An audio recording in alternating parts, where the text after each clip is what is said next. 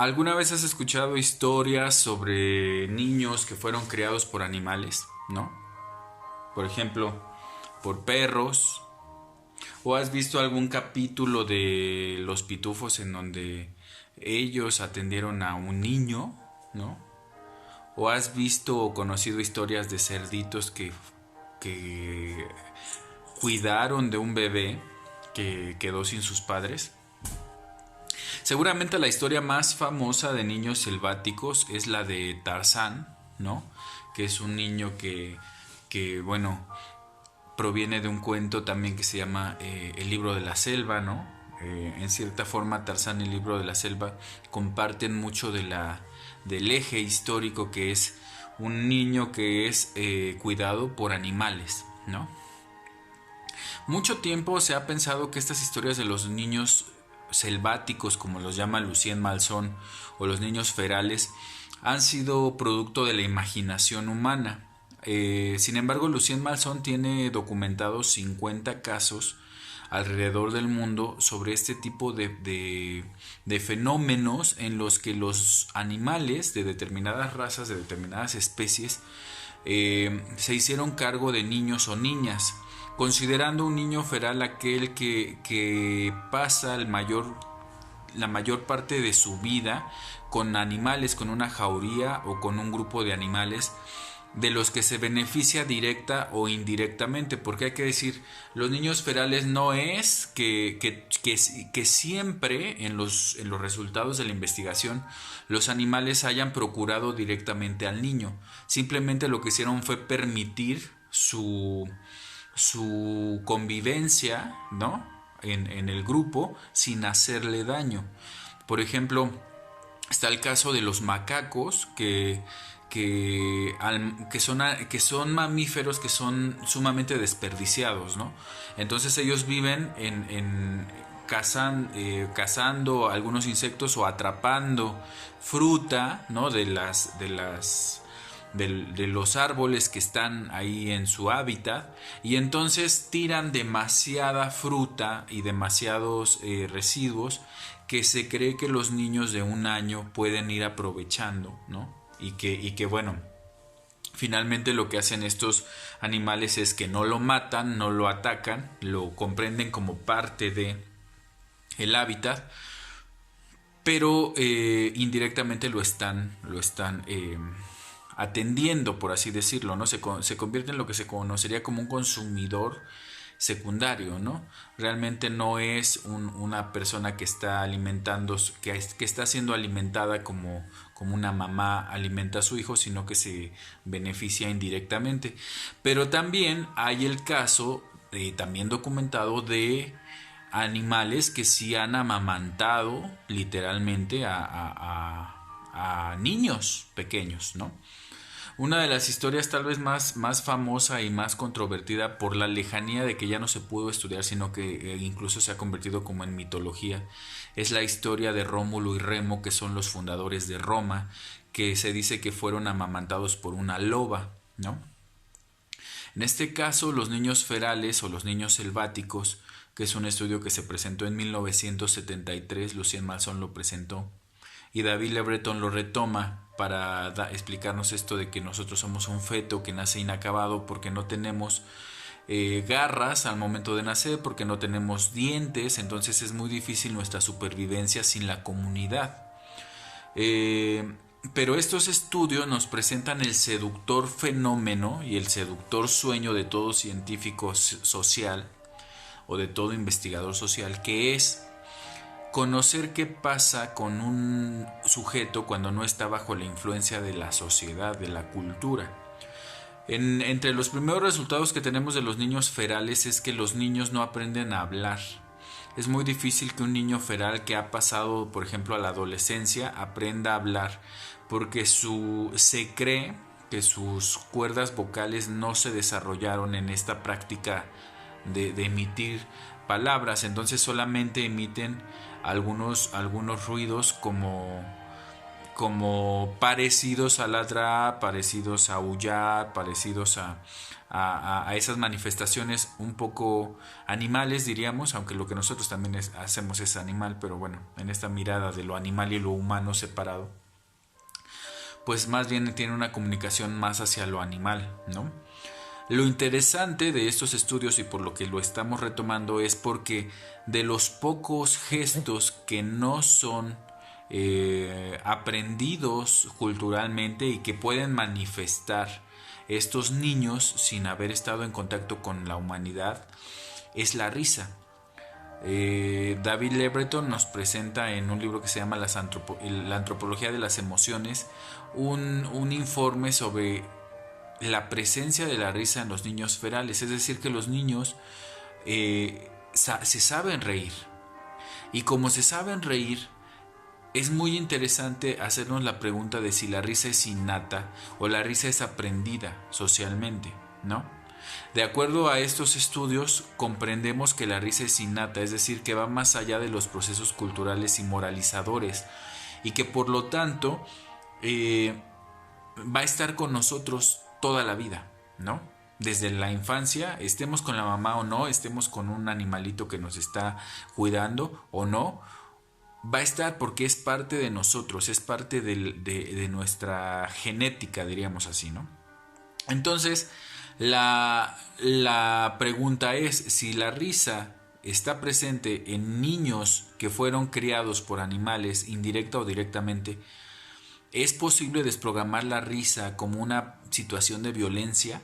Esa es la primera pregunta que nosotros nos hicimos como investigadores. Si realmente es posible enseñarle a las maestras y a los maestros que a su vez trabajen con sus niños, sus niñas o sus adolescentes para que aprendan a no generar violencia a través de la risa. Definitivamente encontramos que sí se puede, por eso es que estamos haciendo esta serie de videos. Lo hacemos de esta manera para que quede muy claro desde todas las miradas que nosotros tenemos en la investigación y que no se vea solamente como un estudio en el que se ve la risa como un medio pedagógico o como un enemigo pedagógico o como un pretexto pedagógico, sino que hay un soporte de estudio social, hay un soporte de estudio neurobiológico, hay un soporte de estudio psicológico y en este caso hay un sentido y un soporte antropológico. La antropología de la risa nos lleva a entender que la risa está en nosotros como sujetos, pero que la vamos aprendiendo culturalmente a lo largo de la vida. ¿Cómo la aprendemos? Esa es la pregunta. Eso es lo que Kohlberg quiso explicar en estos estudios, no precisamente de la risa, sino de la moral, pero a través de la moral es que nosotros también aprendemos a reírnos.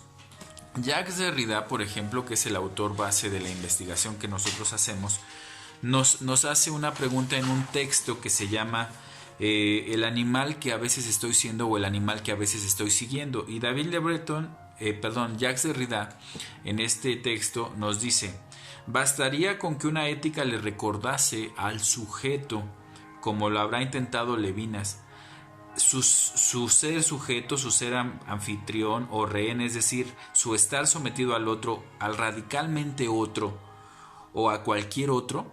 Es decir, basta con enseñarle a la gente que hay una ética de reír o no. Esa sería la pregunta. Y Jacques Derrida dice que no.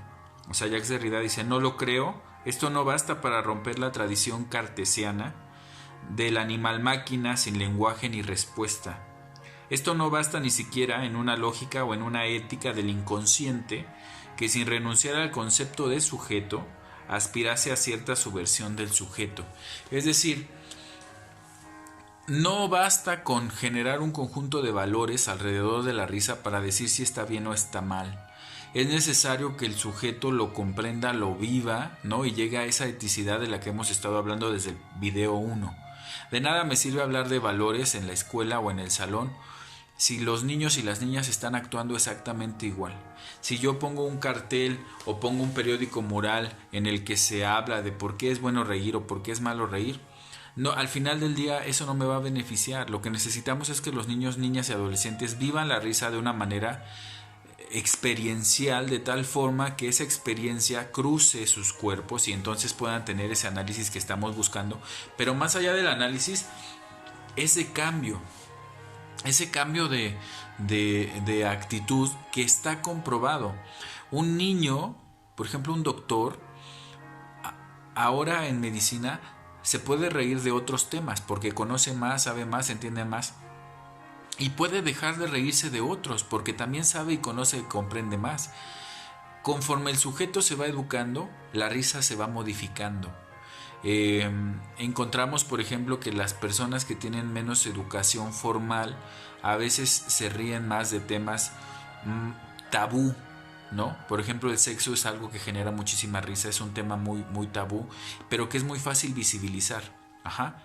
Por ejemplo, un sexólogo, un psicólogo difícilmente podrá reírse de la misma intensidad o con la misma carga violenta que una persona que probablemente mira la sexualidad como un tabú. Porque también hay que decirlo, ni siquiera tiene que ver con la educación, ¿cómo diríamos?, escolarizada, sino más bien tiene que ver con la educación del sujeto. Hay gente que no fue a la escuela probablemente, pero que su desarrollo moral es superior al de alguien que tiene doctorado, ¿no?, o maestría. Entonces, ahí más bien hablamos de la educación del sujeto, la educación formal del sujeto, entendiendo como formal al conocimiento científico, al conocimiento avalado y comprobado sobre todo, ¿no? A eso le llamaríamos conocimiento formal, no tanto a la certificación, porque la certificación es otra cosa, ¿no? Entonces, bueno, ¿qué es lo que pasa? Que encontramos que la risa en el sentido de los animales, y aquí me voy a desviar un poco de lo de la escuela, pero es muy importante por algo que voy a mencionar después. Hay animales que parece que se ríen. Y como parece que se ríen, y ya dijimos en el video 2 que la risa se romantiza y se piensa que siempre es felicidad. Porque parece que se ríen, entonces nosotros pues pensamos que nada les duele, que nada les afecta. Y uno de los casos más tristes es el de los delfines. Los delfines, en su anatomía de la boca, dibujan lo que nosotros consideramos una risa.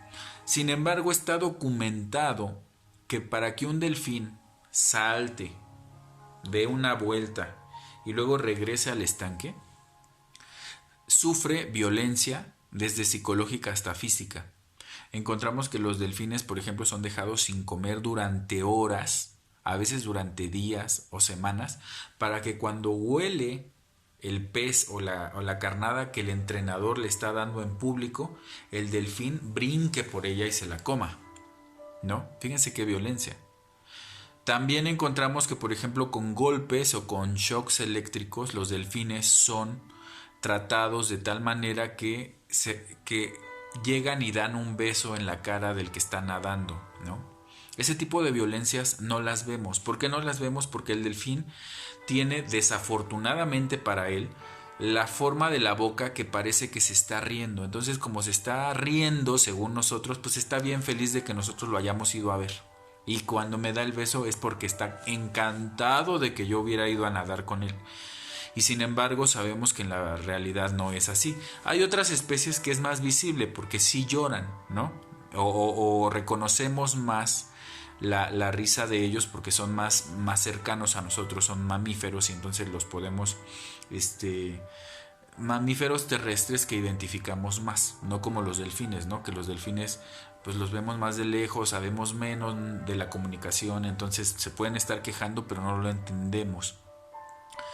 Por ejemplo, los simios, ¿no? Los simios que se ríen y que hacen gracias, también por la risa han sido objeto de esclavitud animal, de salvajismo, ¿no?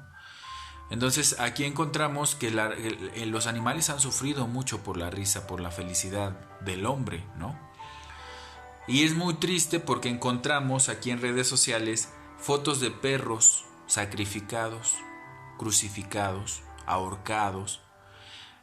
Y estas fotos generan me divierte.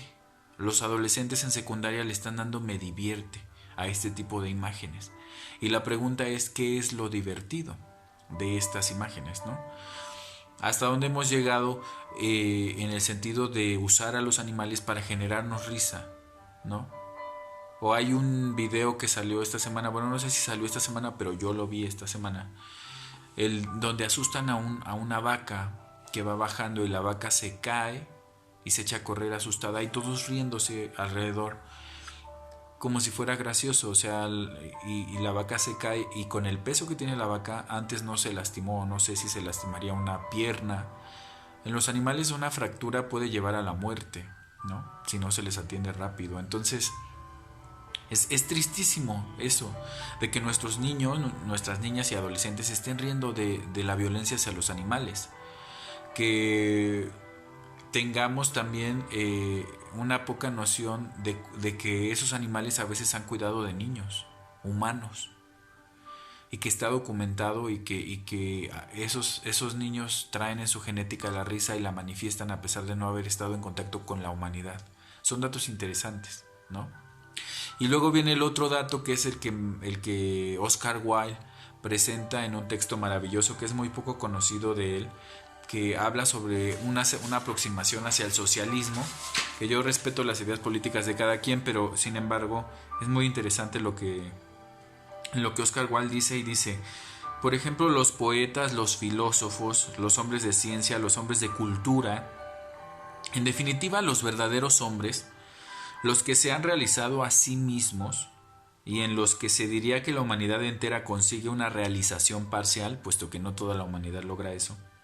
En cambio hay otros muchos hombres que, no disponiendo de la menor propiedad personal y hallándose siempre, por así decirlo, al borde del hambre, se ven en la precisión de trabajar como animales de carga, de llevar a cabo un trabajo para el que no son aptos y al que solo les obliga la tiranía imperiosa, irracional y degradante de la necesidad. Oscar Wilde nos presenta aquí también la risa del hombre vuelto animal, animal de carga, animal de una maquinaria que nos lleva a generar riqueza que no se queda en las manos del que la trabaja, sino que se va a otras manos, ¿no? Y que es entretenido de manera muy burda para que no se revele. El chiste, la risa, como una forma de manipular a las masas, ¿no?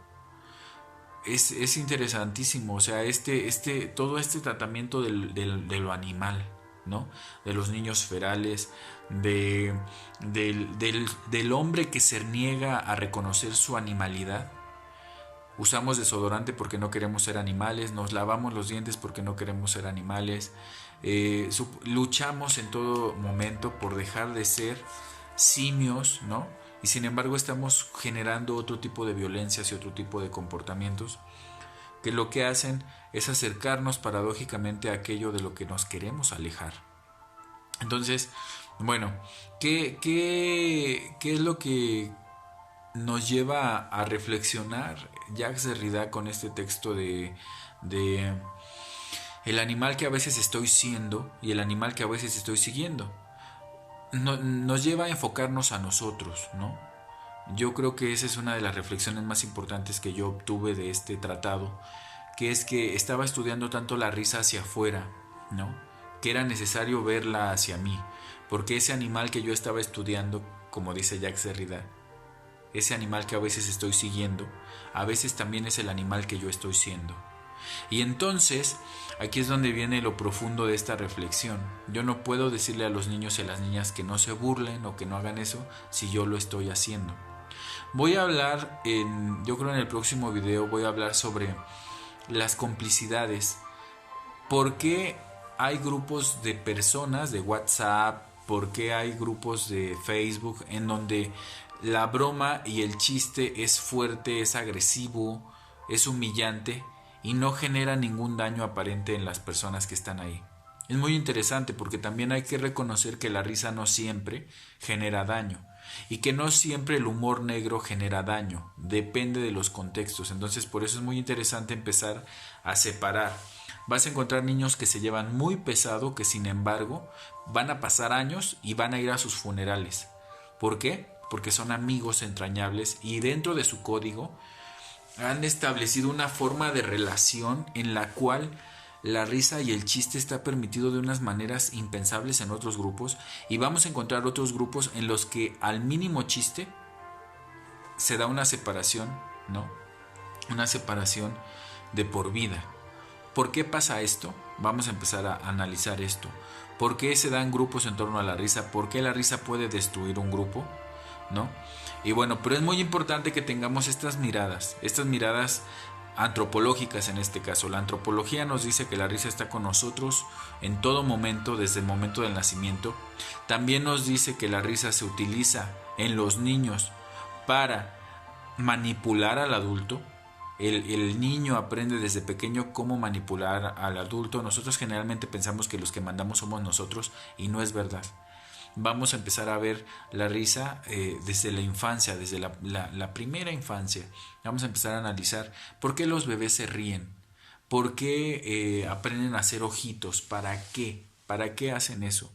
Y después cómo esos mismos procesos que se dan en la infancia son los procesos que se utilizan en las relaciones de noviazgo, o es lo que el tipo de sujeto que va a ser cuando sea un adolescente, ¿no? Es interesantísimo mirar cómo el niño que hace ojitos y que a través de la risa logra ciertas cosas en la infancia, cómo se vuelve un manipulador más tarde, ¿no? Pero es muy importante comprender esto de la risa. Va más allá de una ocurrencia. Tiene bases filosóficas, psicológicas, biológicas, antropológicas, lexicográficas. Vamos a entrar al estudio de los memes, al estudio de las emojis, al estudio del lenguaje, ¿no? Todo esto de la gramatología que propone Jacques Derrida. Entonces, pues yo les agradezco mucho el apoyo y que estén interesados en estos temas. Vamos a seguir subiendo más videos en torno a la risa, y pues cuídense mucho, ríanse mucho, y nos vemos en el siguiente video.